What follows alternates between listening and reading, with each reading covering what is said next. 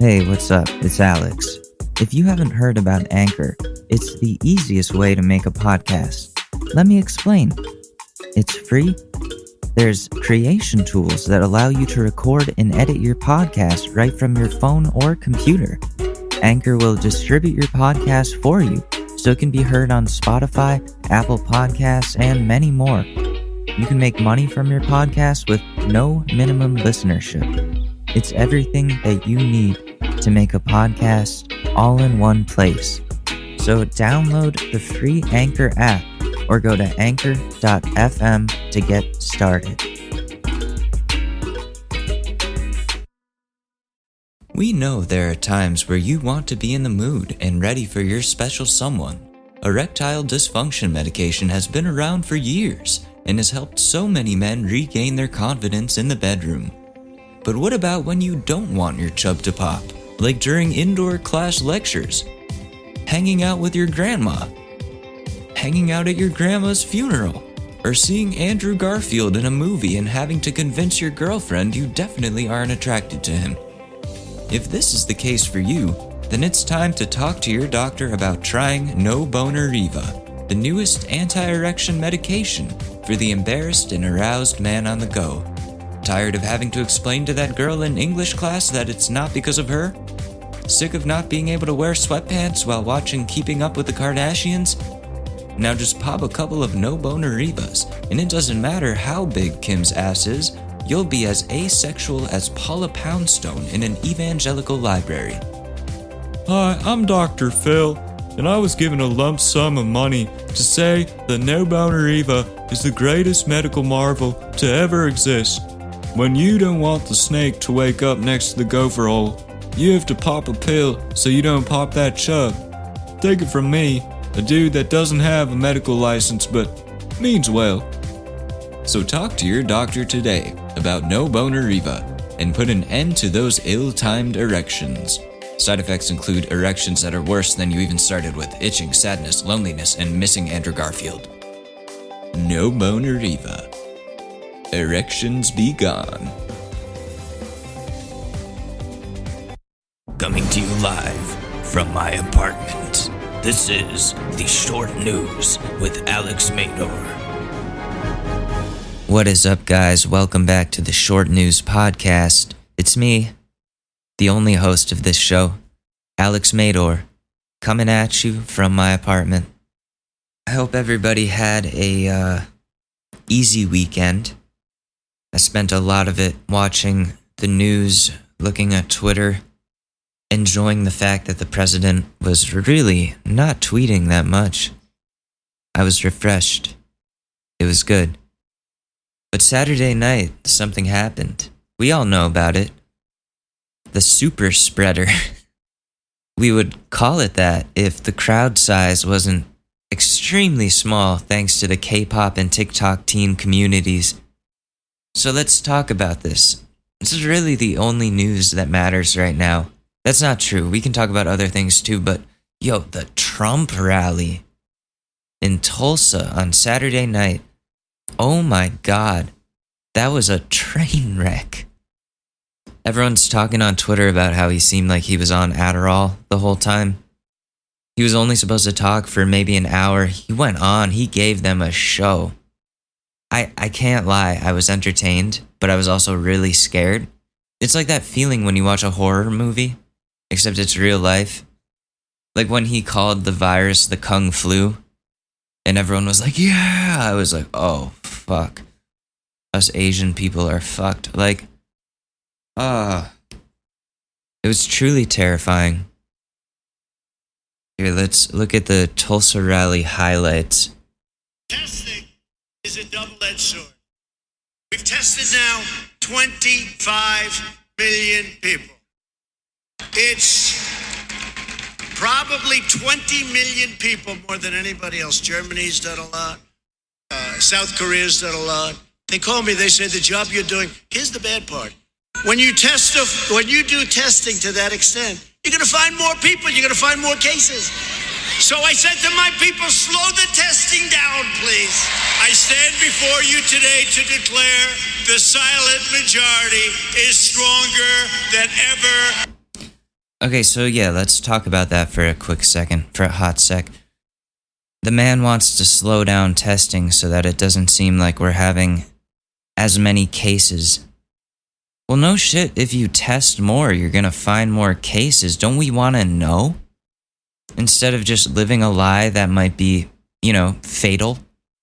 So that was a big issue for a lot of people when he said that. Definitely an issue for me, but not as big as the Kung Flu thing. That felt kind of personal. What else did he say? Oh yeah, the silent majority. 5 months from now, we're going to defeat Sleepy Joe Biden. When rioting and looting broke out in our nation's capital, I very quickly deployed the National Guard. I said, get them in. After watching for an evening or two, we stopped the violence and restored peace and order to the streets. And last night they had a little breakout again. They ripped down a statue that was 110 years old. Beautiful piece of art in front of the police precinct with our radical left mayor watching on television. 2 days ago, leftist radicals in Portland, Oregon ripped down He sounds wasted. of George Washington and wrapped it in an American flag and set the American flag on fire. Yeah, that's called freedom of speech, Donald. All Democrat. We're all Everything I tell you Democrats. is Democrat. Oh, we're being made to be the We ought to enemy. do something, Mr. Senators. We have 2 great senators. We ought to come up with legislation that if you burn the American flag, you go to jail for 1 year. That's just gonna make so many people burn the American flag. Biden is a You're just very willing daring them. Trojan horse for socialism. These police officers, they get injured. They don't complain. They're incredible. And injure thousands upon thousands of people only to hear the radical fake news say what a beautiful rally it was. And they never talk about COVID. They don't talk about when you see 25,000 people walking down Fifth Avenue or walking down a street of a Democrat-run city. You never hear them saying they're not wearing their mask. By the way, it's a disease, without question, has more names than any disease in history. Here we go. I can name Kung Flu. Fuck An emboldened you. left will launch a full-scale assault on American life. You know that. They'll expel anyone who disagrees with them. Look what happens when you disagree. You use a term that's perfect and they're not happy with it. They call you a racist. They call you a horrible person. Today I'm also announcing Yeah, that because I have you're directed racist. Secretary of the Interior David Bernhardt to place the John Hope Franklin Reconciliation Park here in Tulsa on the African American Civil Rights Network. And we will make America great again. Thank you, Oklahoma. Thank you. You know what they missed? So there was a whole maybe 15 to 20 minutes just dedicated by Trump to defending his speech at West Point and how he couldn't lift up a water to his face. And he was like, oh, yeah, well, I had to salute 600 times. And, I couldn't really lift it to my face after that. And then he's explaining why it took him so long to get down those stairs from the stage. And he blamed the fake news, of course. Like, oh, the radical left fake media would just be on me about that if I imagine if I fell down those stairs, like they would be talking about it all the time. There was no railing on the stairs. Okay, honestly, he's an old man. He should just be honest. Be like, listen, I'm in my 70s. There was no hand railing. That's just a recipe for disaster. That would be like the normal thing to do. But of course he has to make himself to be invincible. probably tells people he doesn't poop or pee. And if he does, it comes out gold. But that is a funny video, seeing him try to struggle down those stairs. It makes me not want to get older. I mean, I just had a birthday a few weeks ago. I turned 24. And, I'm a year away from quarter life crisis. I personally, I use the handrail a lot when going downstairs. Even during COVID, it's a big problem. I have to kick the habit, but I get scared going downstairs.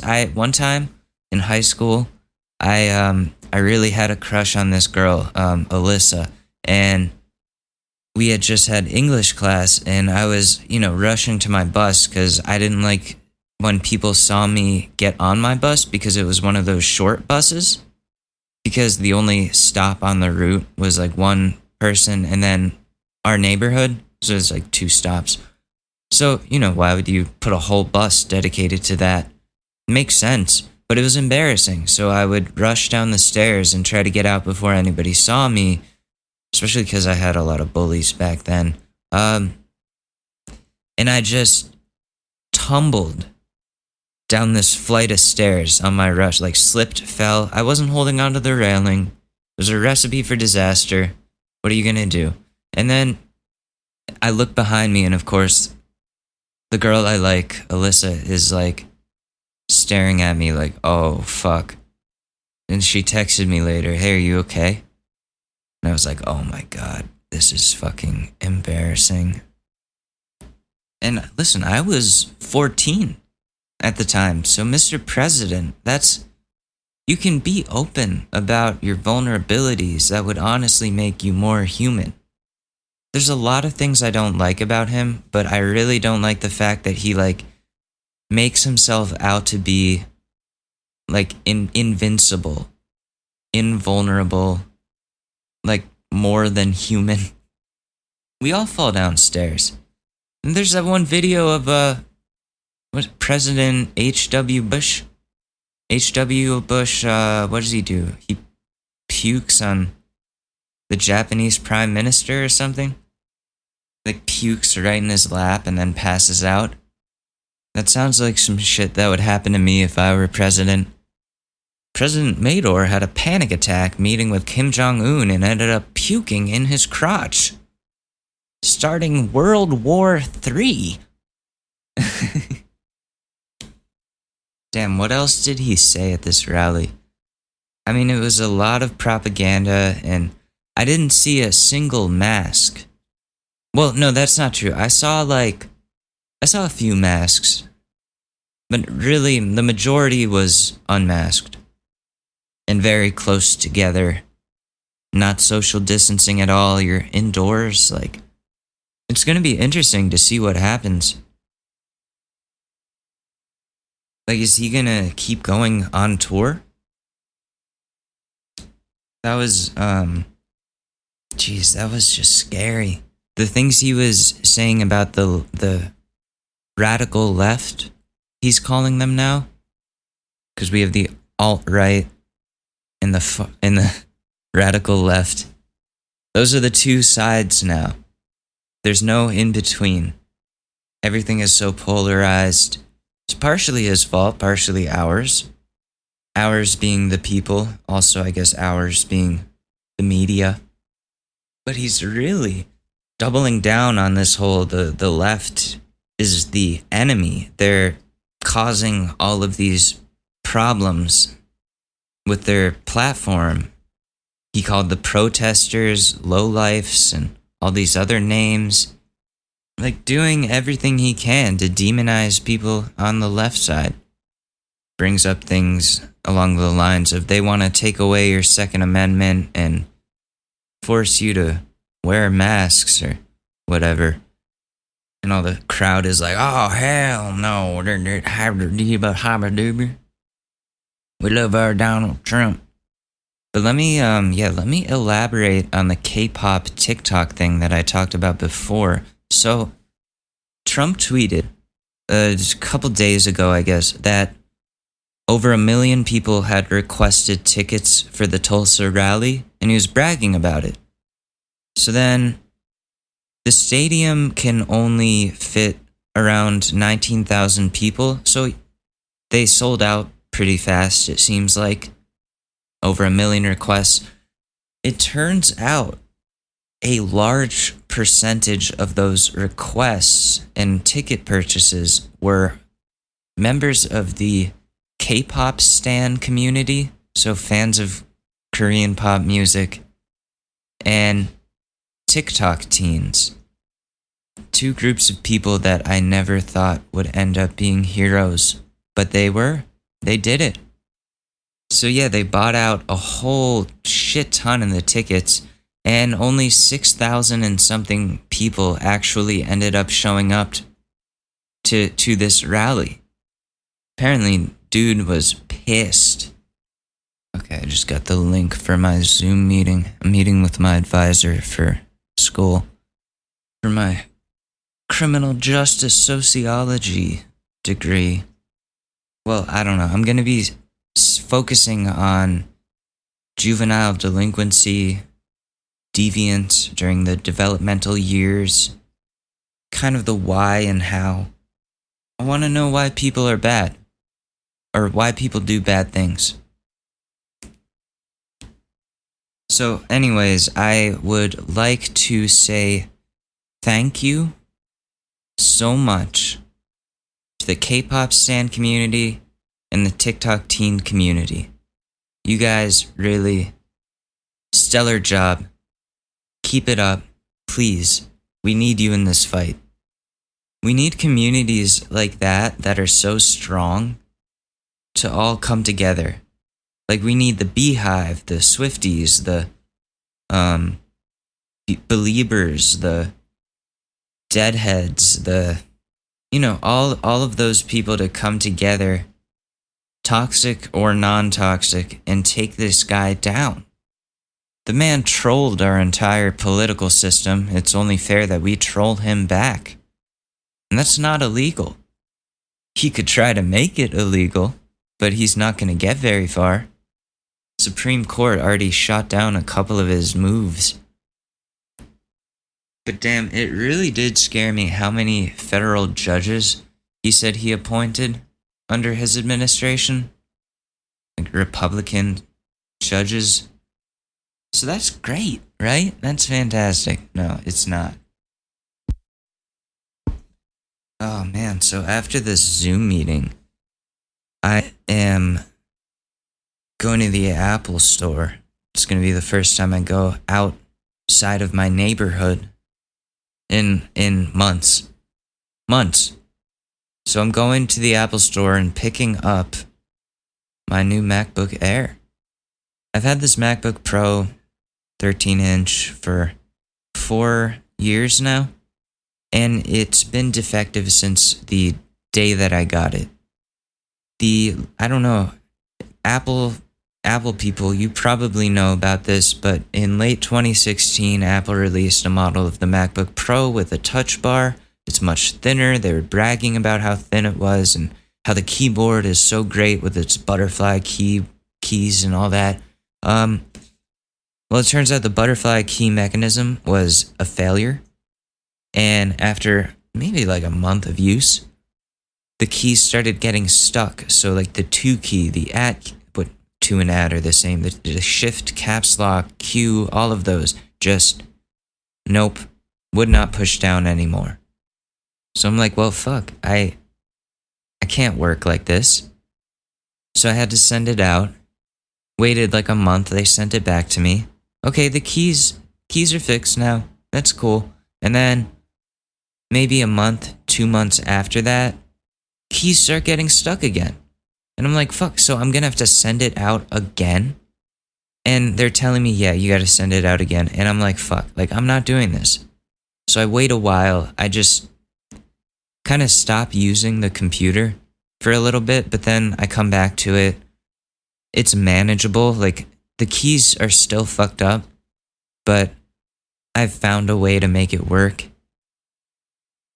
But then, right before COVID really hit the US, I turn on my MacBook one day and the screen is just not powering up. It's plugged in and I'm trying for like a while and it's not working. And I shine a light into the screen and lo and behold, the backlight is broken. So what I do, I bring it in to the Apple store. They send it out. A week later, I have to come pick it back up. I go home and then COVID hits and we're all home. I wouldn't have been able to pick up my computer for like ever if I didn't go get it that day. If I didn't send it out the day I did and then go pick it up the day I did. So I go, I get it. They fix the screen, which is great. And then things are working fine. Like it's nice and clean now too. Thanks Apple, I guess, for cleaning my laptop. Keyboard's still funky, but it's working. I'm recording the podcast on it now. Now here's where it gets crazy. I kind of feel the thing is on its last legs and I don't know what I'm gonna do. It's kind of a mess,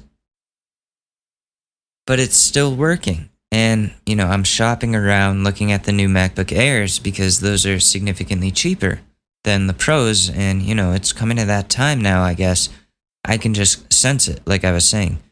And Ashley's like, what are you doing? And I'm like, we're just looking at getting a new MacBook. And she's like, yeah, don't you think you should wait a little bit? Like, you can't wait to do that. It has to be right now.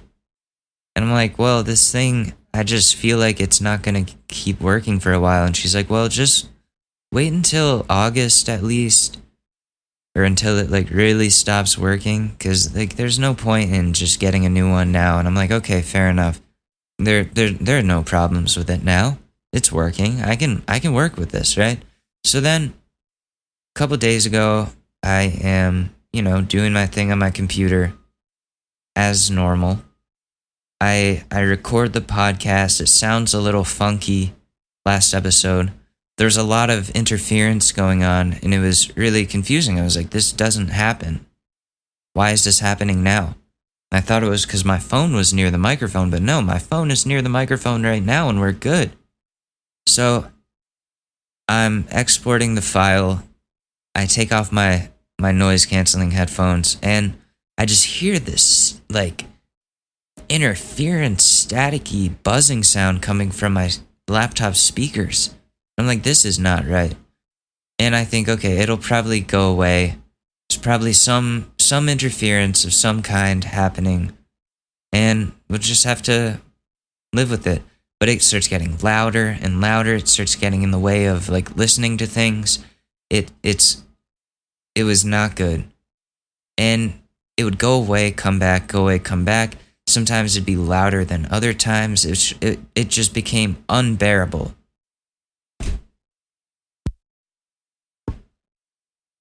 So I let it sit for a day.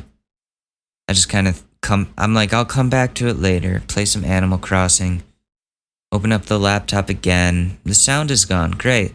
I can go about my normal life. The whole day yesterday, it was fine. And then I open it up today and I start trying to record and it's making this sound out of the speakers again. So I contact Apple support and they're like, oh, you're going to have to send it in again. I'm like, so my only option is to keep sending out a device that I know is defective, you know is defective. There's class action lawsuits about it being defective in most of the models. He's like, yeah, we're just you're gonna have to bring it in anyways and we'll fix it. And I'm like, no, I want a new fucking computer. I'm done with this shit. Like, and he's like, well, there are trade-in options. I was like, fine, let's fucking do that. So I got a good deal on a MacBook Air, newest model. I'm downgrading technically from a Pro to an Air, but I don't think I need that amount of power. I really don't. For the shit I'm doing, I'm not rendering movies here. I'm just making music and recording audio for a podcast. I don't think that requires as much processing power as I think I need. I just don't. So yeah, that's been my weekend. Trump rallies and laptop difficulties. I know, just I'm so much fun, right? Oh, it's crazy. Someone wrote a review of this podcast for their online magazine, and it's really good. Like, it's the best praise I've ever received in my entire life. And I have 2 parents. Alright, here, check this out. Self-described as a podcast where a random dude you've never heard of talks about the going-ons of the internet, the Short News podcast is notably unlike anything else we've featured of late, and as such, it makes for a decidedly genuine, refreshingly carefree go-to. Alex Mador proves a naturally honest and quickly likable personality. His alternative manner of hosting helps the very nature of this show shine a little more brightly. While there's a little to be desired on the audio quality front,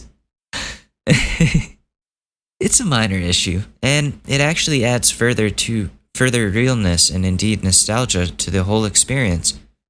I'm glad you can find something good about my lack of audio quality. From sexuality and relationships to tech bigwigs, drinking, and all of the best unpredictable news stories of late, the Short News podcast feels like a cross between a diary reading and a comedic rant-like monologue designed for the stage. Episodes prove bizarrely captivating. Alex's lackluster tone, his laid-back, no-fucks-given attitude reminds you not to take life too seriously. His stories genuinely hold attention well, being both entertaining and insightful, ultimately helping listeners build a connection with and understanding of his character. There's something inherently calming about the Short News podcast. While the show is indeed hosted by a dude you've never heard of, it doesn't take long to associate yourself with Alex and his personality type. Then once you know, you know.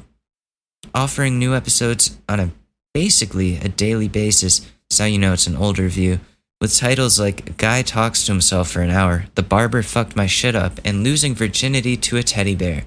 The Short News podcast doesn't care what you think of it, and that approach in itself is distinctly appealing. Strangely relatable, a podcast that embraces the weirdness of life as a human, balancing somewhat introverted experiences of the world with a subtly confident manner of delivery. Check out all episodes on, this isn't updated, Spreaker. We don't use Spreaker anymore. And find and follow the Short News podcast on Twitter and Instagram. Yeah. That is the best review of any any project of mine I've ever done. That makes me feel good about the direction that we're going. And guys, I'm so sorry for taking all the fun shit out of the Short News for like a month and trying the whole useless garbage thing. I thought I was doing a good thing. I thought I was confusing people by making the Short News more of this diary entry type format. But I just ended up confusing people more. And I'm sorry. Again, I'm so sorry. We don't have to worry about that anymore. And I'm gonna be releasing the useless garbage episodes to this, I don't know, what do you call this channel? To this RSS feed? To this feed, yeah. So you'll get to see or hear, I guess, all those things. Also, I invested in Auto-Tune recently, as of a couple days ago. The real Antares Auto-Tune, yeah. Pretty cool, huh? But I added it to the Friends with My Exes song that I did in the Fake Friends episode, and it sounds so much better. I also learned how to bus audio so that the reverb is the same for multiple audio tracks, and it's not the audio isn't like overlapping. that was a big issue I was having. If you've ever listened to any of my music, you'll notice there's a very echoey sound to it, and I'm not doing that on purpose. It's a lack of production abilities, but I've solved that issue now. The problem is resolved. I will get to the making of more songs very soon. You know, we haven't done in a while. See, you gotta tell me if I've already told this story, though. You know, because of all the police stuff going on, I feel it's fair to talk about this. It's fair to talk about this. So, what year was it? Yeah, we're doing a Stories in Stupidity right now. How long has it been since we've done one of those? I know, right? Crazy. I'm just scared to share anything else about my life at this point. But it was the year 2014. The summer of 2014. I had just graduated from high school. I had this job at Stop and Shop, so I was making bank for a teenager. I had just bought this Pax vaporizer for weed because I was beginning to smoke weed. I had done it a little bit here and there before, but now I really wanted to start now that I was going to college. I was like, it's time. It's time. I've waited this long. Now I'm ready. So I buy the packs, I go to work, and me and my buddy Matt and our friend Spencer, who didn't work with us, but he was in the group. We were like, yo, let's do something tonight. I just picked up this weed. I've got this vaporizer. So come on, let's do it. Let's go to the lake. Just chill. No one's gonna know. We got a vaporizer. It's fine. That was my thinking. The vaporizer means you're unstoppable, right? It's so stupid. I was 18. Okay, I just turned 18. So we get off work. Spence meets us. We all get in my car, and we're driving around. Just like, okay, what do we do? It's around like 8:30, 8:45 at night at this point. And I'm like, yeah, I know a good spot. I used to like dry hump this girl down by this lake. Consensually. We were dry humping each other. But yeah, so I knew that spot was safe. Or I thought that spot was safe. So I pull up. It's dark out because, 8:45. And we're chilling on the baseball field by this lake. There's a picnic bench. I click open the Pax vaporizer, and away we go. We're just chilling, getting high, talking about life, girls, jobs, college, music, and all of a sudden just a regular old Jeep pulls up. Not a Wrangler, like either a Cherokee or a Liberty. I don't know what they have now. But a nice Jeep, like a new one. And by this point, we had put all the vaporizer, the weed, all that stuff away. And these two dudes, bald. That was the one thing that should have been a dead giveaway, that it was the fuzz. When two bald dudes show up, that's not a good sign. Two bald white dudes come out of a Jeep. So yeah, that sounds like the beginning of a really bad joke. But no, these two bald white dudes come out of a Jeep. They're in regular clothes, like polos, like they just got out of a barbecue. There's no anything. They're just like, hey guys, what's up? I'm like, yo, what's good, guys? How you guys doing? Like, and they're like, good. What are you guys up to? And we're like, oh, just hanging out here, enjoying our summer, trying to it might do some fireworks since it's July. I don't know, like having some food. We got some food here, and he's like, oh, okay. Well, we are the Ridgefield Police Department. This is Detective Naki, and I'm Lieutenant Fuckface. That's gonna be his name. Or no, I'm Detective Naki, and this is Lieutenant Fuckface. I don't remember his real name. And I remember Naki though, that motherfucker. He's like, all right, so you guys know the park is closed after 8 p.m., right? And I was like, honestly, no, I had no idea. And they're like, yeah, it closes at sundown. But yeah, so you can't really be here right now. And I'm like, oh, okay, like, I'm so sorry. Let me just grab this food and we'll be on our way. And he's like, okay, before you go, where's the weed?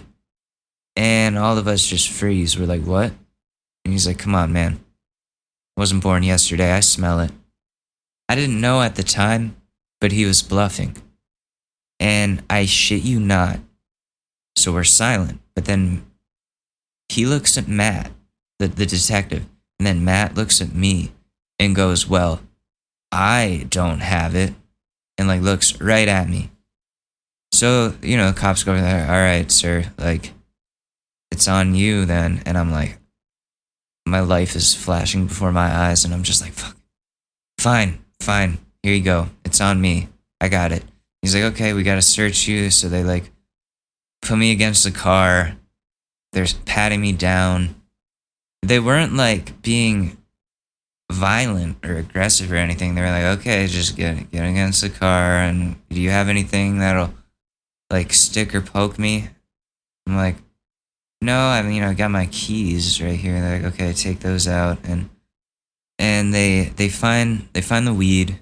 It was like a gram of weed, a gram, and they see my vaporizer. They're like, what's this? Like phone charger? And I should have been like, yeah, this is a battery pack for my phone. Yeah. But no, I was like, it's a vaporizer. They're like, vaporizer for the weed? And I'm like, yeah. And they're like, wait, how? Because, the packs looks like you don't even know what it is if you're not in the know about these things. And I'm like, yeah, it's pretty cool. And that was my graduation present for myself. And they're like, okay, like, let's see it. And I click it open. The thing pops up, the light comes on. They're like, what? That's cool. That's really cool. How much did that set you back? And I'm like 280. And they're like, oh, that sucks because we got to take that too. And the ticket that the misdemeanor charge, it's going to cost you around 286. And I'm like, wow, what a fucking coincidence that you're charging me with the ticket the exact same amount that the PAX was. You're taking my weed, taking my vape. What else? What else is happening, officer? And they do a sobriety test on me just because they want to see if I was intending to drive under the influence. So they do the sobriety test. I pass because I can handle my drugs. And they're like, wow, okay, like you're fine to drive. But, and I'm like, oh, here's the but. But I can't in good faith let you get behind the wheel of a car after you guys just did that. So, I'm gonna have to tow your car, and you can pick it up at the lot tomorrow at the impound for $100. Yeah. And I'm like, what? I just passed the sobriety test. Wasn't that the whole point? Was to make sure I can drive these guys home? And they're like, no, sorry. Like, the detective was like, I'm very by the book. I'm like, wow, you're so prideful of that you're by the book? You should be by the book, you fucking asshole. But, dude. Or you should all be by the book. I passed the sobriety test. What the fuck? So they're like, okay, you have to call your mom, like a parent, to pick you up. And I'm like, but I'm 18. I'm an adult. I don't have to call my parents. I get it. The two guys here, they turned 18 in like a week. They had the same birthday, Spencer and Matt. That's funny, right? They both turned 18 a week later after this. And I'm like, why can't I just call a friend? And they're like, well, you can either call one of your parents or we'll book you in the station and you can sit in jail. And I was like, okay, how did this just go from 0 to 100? I've been completely cooperative with you guys. I'm a legal adult getting a misdemeanor, and you are tricking me. No, you are using the law against me to get me to call my mom so she can know what I did. So I can feel humiliated? Asshole? And fuck Matt for being like, oh, well, I don't have the weed. You stupid little piece of shit. Fucking pussy. Can't take responsibility for shit. We all bought that weed together. We were all equal ownership of that. So they tow my car. And I call my mom, and she, thank God, does not pick up. I'm like, officer, or detective, yes, she's not picking up. And he's like, oh, yeah, he obviously doesn't want to wait there any longer. Doesn't want to go through all the trouble. So he's like, fine, do you have a friend that can come pick you guys up? And I'm like, yeah, he lives right down the street. Let me call him. So I call our manager at work, who's also our friend that we went to high school with. And he comes to pick up the three of us up in his Audi TT coupe, which I don't know, 1, 2, 3, 4 people piling into a TT coupe with all their stuff in it, all their backpacks and shit. It was just a funny look, and the cops were laughing at us, and I'm just watching them tow away my car and shaking. We all go out to eat at the diner, and I just want to die the whole time. I just got caught for smoking weed by the police. Oh my God. My life is fucked. My life is over. And, I thought I was more fucked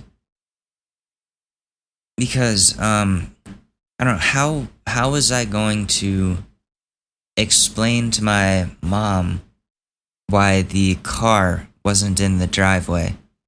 I came home with no car. That's mad suspicious. When I came home, I must have looked pale and sick in the face. Because I felt so just, scared as fuck. And my mom could immediately read the expression. She was like, what happened? And I'm like, what? She's like, you got in trouble? And I'm like, what? What are you talking about? She's like, I can see it on your face. You look like you just got arrested. And I'm like, well, see, I wouldn't technically call it getting arrested. I got a really expensive ticket. And she was like, doing what?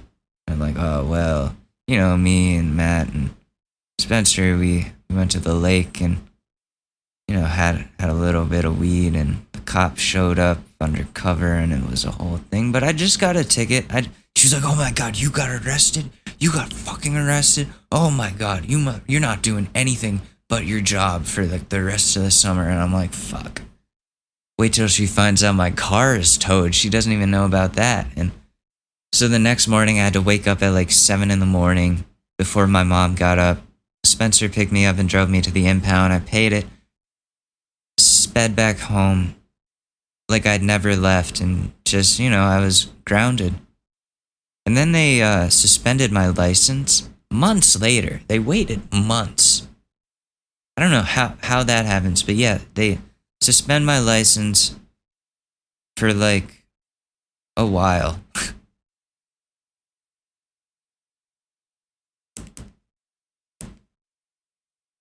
And I never lived that down with my mom. Me getting in trouble for weed. Do you know how many people I know that have DUIs? I didn't even get a DWI or DUI or D anything. I got a ticket. I'm lucky.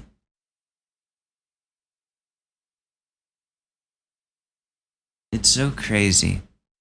But I was so traumatized after that whole experience. I was like, I'm not smoking weed ever again. I'm done. Like, I can't. I'm done. And then, that didn't last very long. I was still grounded, and like a week in, I'm listening to some Wiz Khalifa at work, and my other manager, I won't say his name, he's like, oh, wow, you listen to Wiz Khalifa? I'm like, yeah. He's like, oh, that's dope, dude. He makes some crazy vaporizers, right? I'm like, yeah, I love vapes. I had a Pax, but then the cops took it, and he was like, wait, what? And I told him the story, and he's like, wow, I didn't really peg you to be a pothead or a smoker. And I'm like, yeah, man, I was until this happened. And he's like, listen, I have this stuff, this hash. You can like smoke it, eat it, whatever. Like, I'll give you a sample. It's great. Just go buy something at the counter when you're done. I'll ring you up and put it in with your stuff. And so, long story short, he gives me a sample at work. I bring it home with me with some popcorn chicken that I got. And I go back home to being grounded.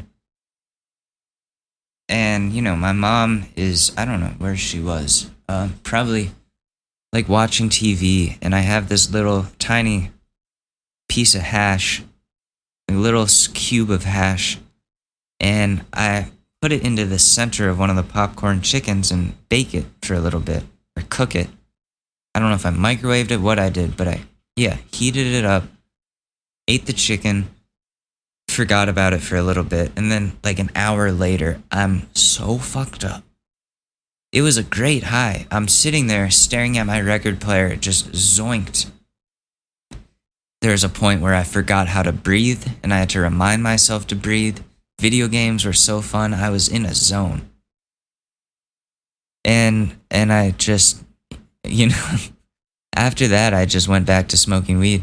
I took some time to go buy another Pax vaporizer. I bought weed from my manager at my old job. I got a new grinder, got all the new equipment, got better at hiding it, set up a system for the rest of the summer, and I had a fantastic summer vacation for the rest of the time. Even when I was grounded, I was just smoking weed. So yeah, did getting in trouble like that really stop me? No, because I knew deep down that what I was doing, even though in the eyes of the Richfield police was wrong, I knew it wasn't wrong. I knew biologically, chemically, scientifically, whatever you want to say, it's proven not to be wrong.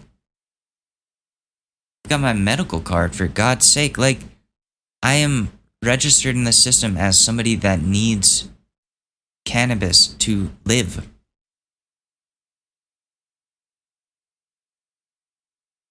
Yeah, but being grounded was so shitty, because I was in a relationship at the time that I was trying to make work. And,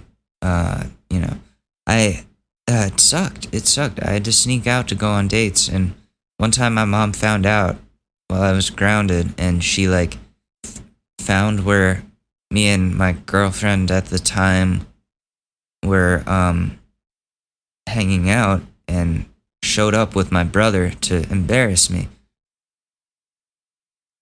So, yeah, there was no escaping. But I would just sit there in my house and watch Community on my laptop.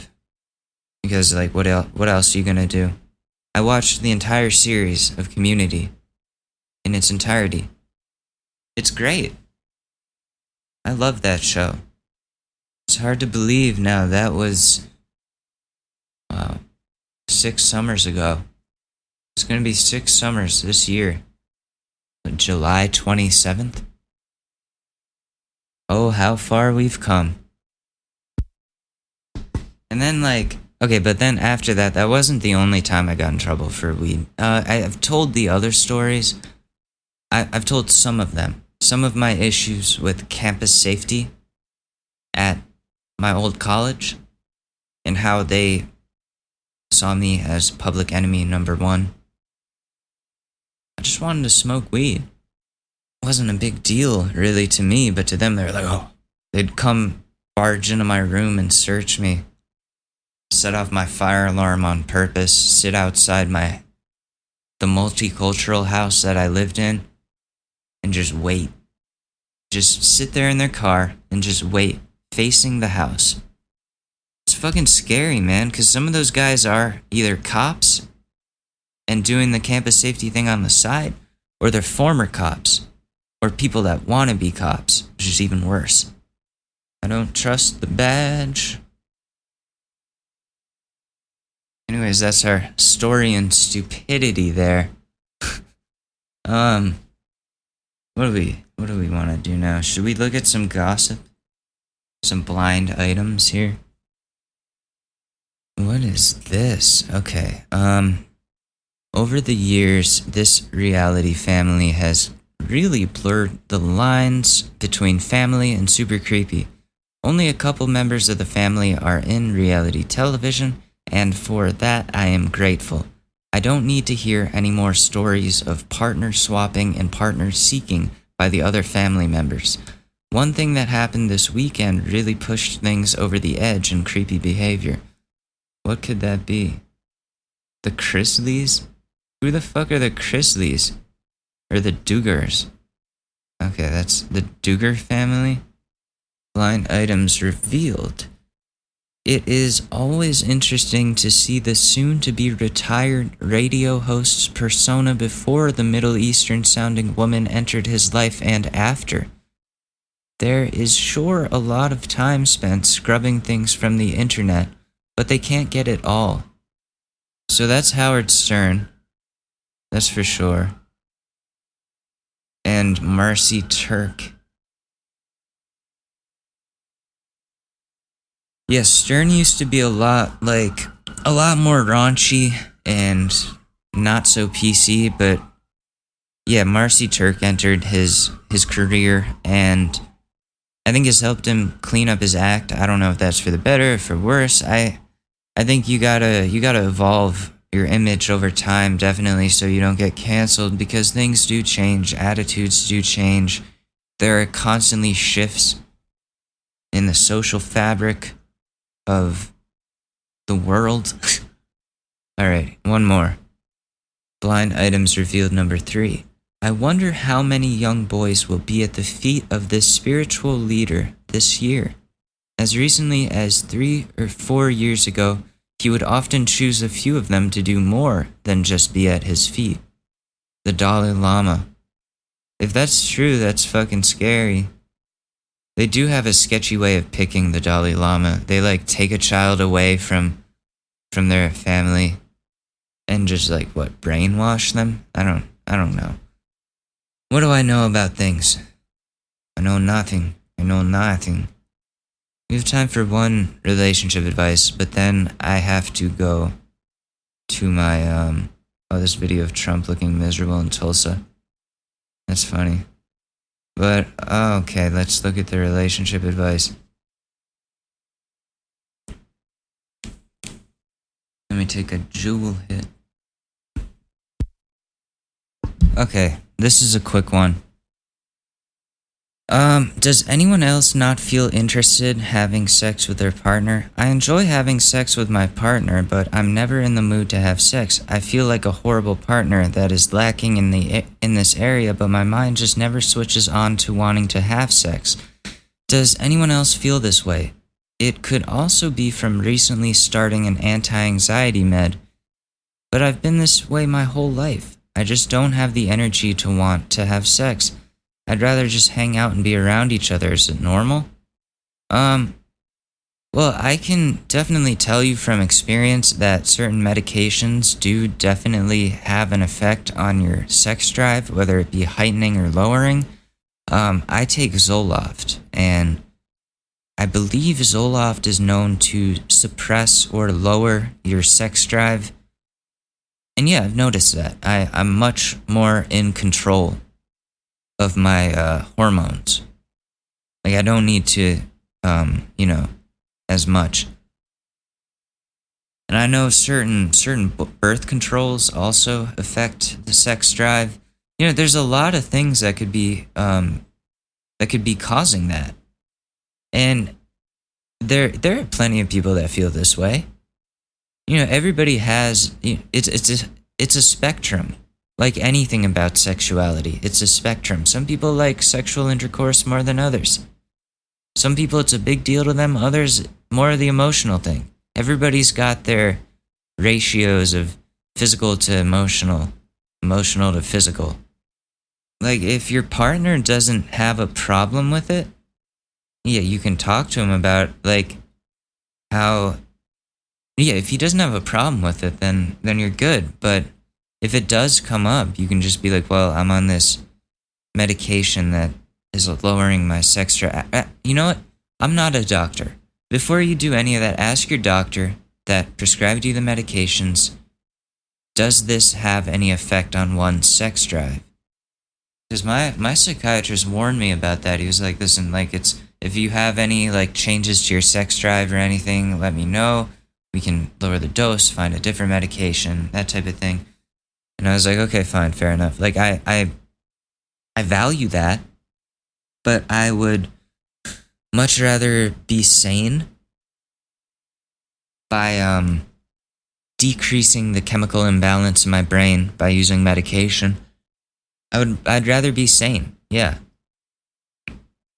But I think it also is true that after a long time, like, it's not that sex becomes less important, it's just like not as big of a deal, because there's bigger fish to fry when you're trying to start your life together. You're worried about the team, like you as a couple, which includes sex, but you have to also care about the other things too. If you just care about sex, then that's not a relationship, that's a hookup. This is your partner, you're saying. Like, as long as you guys have sex sometimes, and it's not like you just don't at all, then there's not really an issue. Unless he brings it up as an issue, then you can be like, oh yeah, like I'll check with my doctor about my chemical balance of my brain, see if that could be affected by my meds or by anxiety. Anxiety probably messes with sex drive. I guess my advice here is, like, don't be so hard on yourself. Everybody's different when it comes to those types of things. Everybody's more comfortable with sex or some people are more comfortable than others with sex. Some people want it more than others. Some people don't want it. Some people are just don't value it as much. And it's not the center of the relationship, which is completely okay. Anyways, that's going to cut it here. I have to go to this meeting. So, thank you so much for listening to the Short News Podcast. I'll be back on Thursday with another episode. Hopefully nothing too crazy has happened in between now and then. But make sure you check us out at www.shortnewspod.com. Follow me at Alex_MADORE on Twitter. I'll see you there, and I will see you Thursday. Peace. It's really that time of year, and your team might finally do it. Or if you're a Rams fan, you might just want to book the trip now. This year, Super Bowl 56 is in Los Angeles at SoFi Stadium, February 13th. You can scour resellers to buy an overpriced ticket closer to the day, or you can lock in the Super Bowl experience of a lifetime now with our friends at On Location. True 50-yard line seats, only available with On Location. An invite to celebrate on the field with the champs. On Location. Yes, you want to craft a perfect confetti angel like I did? Go to the game with On Location. And it's not just about gameplay. From dinner with NFL legend Marcus Allen to pregame parties featuring acoustic sets for Wyclef, the official hospitality partner of the NFL is offering the most exclusive ticket packages available. Want to know how? Visit onlocationexp.com/SB56 or search Super Bowl On Location. That's right. Search Super Bowl On Location. Make the trip of a lifetime. It's your shot. Take it.